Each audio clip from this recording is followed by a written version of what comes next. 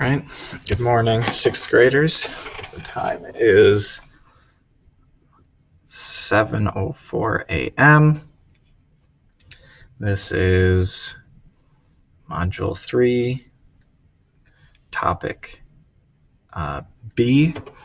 We'll be doing Lesson 9 as well as Lesson 10 in this video. Okay. So let's take a look. Lesson 9, Comparing Integers and Other Rational Numbers. Exit ticket. Interpret the number line diagram shown below and write a statement about the temperature for Tuesday compared to Monday at 11 p.m. So both of these dots here are showing the temperatures at Monday and Tuesday for 11 a.m. p.m. 11 p.m. right there. It's a little too early. It is 7:04 a.m. So we are interpreting this and answering the question. So from the looks of it, it clearly looks like Monday's temperature must have been, just eyeballing it, somewhere in the 40s, whereas Tuesday's temperature was in the negatives because it was below zero. Okay, so let's take a look at these tick marks. We've got 1, 2, 3, 4, 5. So 5 tick marks gets us to 50. So how can we split up 50 evenly to show each tick mark? Well, we've got 50 and we've got to divide it by 5 tick marks. So each distance here is going to equal 10.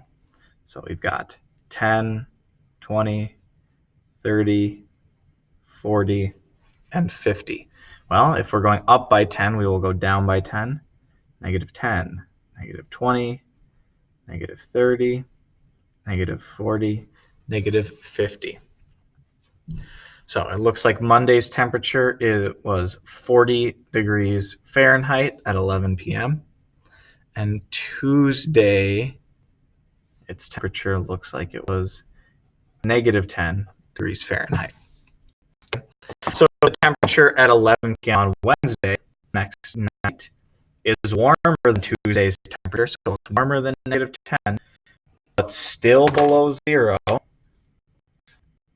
still has to be below zero.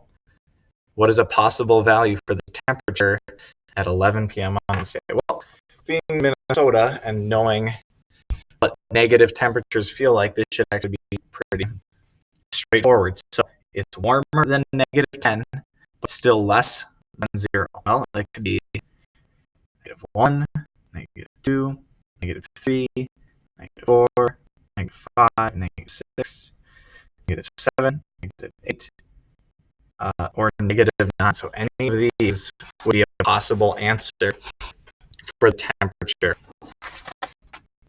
All right, lesson 10, writing, interpreting inequality statements involving rational numbers. So now we are getting into the alligator eating the other number, whatever you want to say. So I'm just going to put down a bunch of examples. 1 is greater than 0. 3 is less than 5.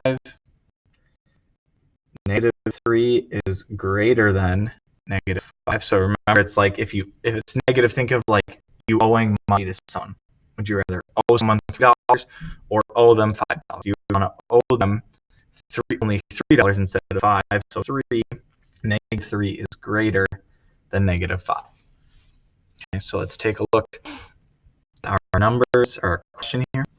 Kidder collected data for a science project. She surveyed people, asking them how many hours they sleep during a typical night. The chart below shows how each person responds compares to 8 hours, which is the answer she expected most people to say. So 8 is the amount of hours you should be getting of sleep at night. As I say that, I don't think I did last night. So we've got Frankie, Bisfield, Carla, Lewis, and Tiffany. So compared to 8 hours, this is our data right here, above and below 8 hours. So this is how much they actually slept each night: 8.5 hours, 7, 9.5, 8, and 7 3/4. I'm just going to turn that into 7.75. by doing 3 divided by 4 on a calculator. You get 0.75. Okay, so plot and label each of the numbers in the rightmost column and the number line below. So not right here, the rightmost column. Okay, so we're going to put 0 right here, and then we've got 1 over here. So again, we've got 1, 2, 3, 4. So we've got 4 tick marks here to get to 1. So we have to take 1 and divide it up into 4 equal distances. So 1 divided by 4 is 0.25. So 0.25, we're going to go up by 0.25 each time, like quarters basically. 0.25, 0.5, 0.75, 1. If you wanted to keep going, 1.25 and 1.5. Then we got 0, and we're just going to keep going back with the same distance. Negative 0.25, negative 0.5, negative 0.75, and negative 1. So now we can just plot our points. So we've got positive 0.5. Let's go right here. Negative 1. It's going to go over here. Positive 1.5. All the way over here. 0. Right there. And negative 1/4. So negative 1/4. 1 divided by 4 is 0.25. So it's going to be negative 0.25, which is right here. Then we want to list the numbers from least to greatest. From least to greatest. So I'll give you a second to try to look at those. So we are plotting these numbers from least to greatest. Remember, least means, think of it like worst. We want to be over here starting out because these are the least numbers, right? Would you rather owe someone $1 or have $1.50? Well, this is better, so this is greater. Okay, so we can just start and go left to right. Negative 1. Let's see. Then we got negative 0.25. There's negative 1/4. I'll just write it there. And it looks like we've got 0 next. Then 0.5. And then 1.5. So those are numbers from least to greatest. And they're using your answer from part B and using inequality symbols to write a statement of all numbers. So let's just take a look here. We've got our smaller side going this way, so the bigger numbers are going to be here. So it's kind of nice. You can actually just write right here.